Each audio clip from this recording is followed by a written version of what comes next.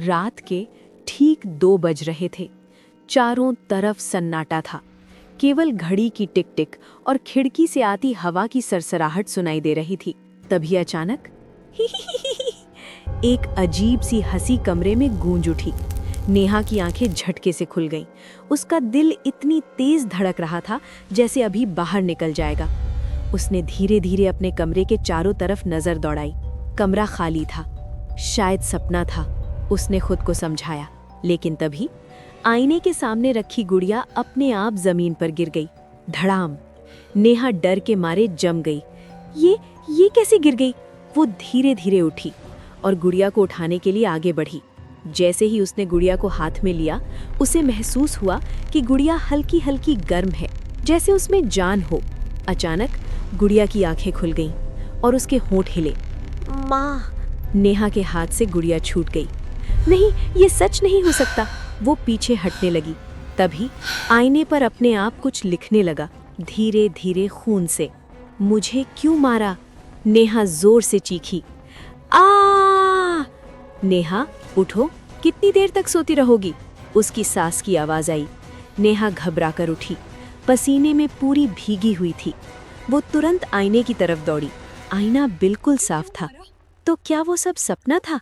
लेकिन नीचे जमीन पर वही गुड़िया पड़ी थी जिसे उसने कभी खरीदा ही नहीं था।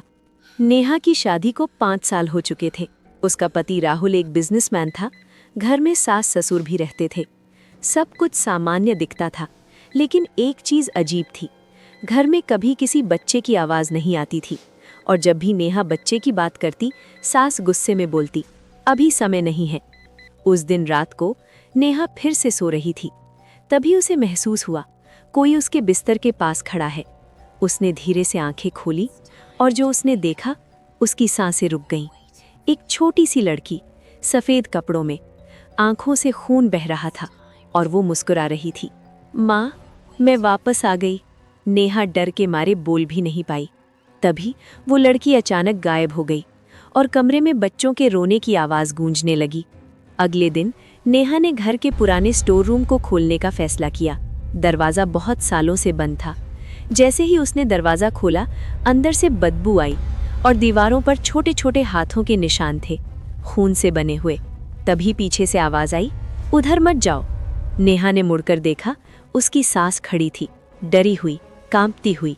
वो जगह हमारे पाप की गवाही है। नेहा चौंक गई। कैसा पाप? सास की आंखों से आंसू निकल आए। हमने अपनी ही कोख को मार दिया था। तभी पूरे घर की लाइट एक साथ बंद हो गई और अंधेरे में एक ही आवाज गूंजी, अब कोई नहीं बचेगा। आगे क्या होगा? वो लड़की कौन है?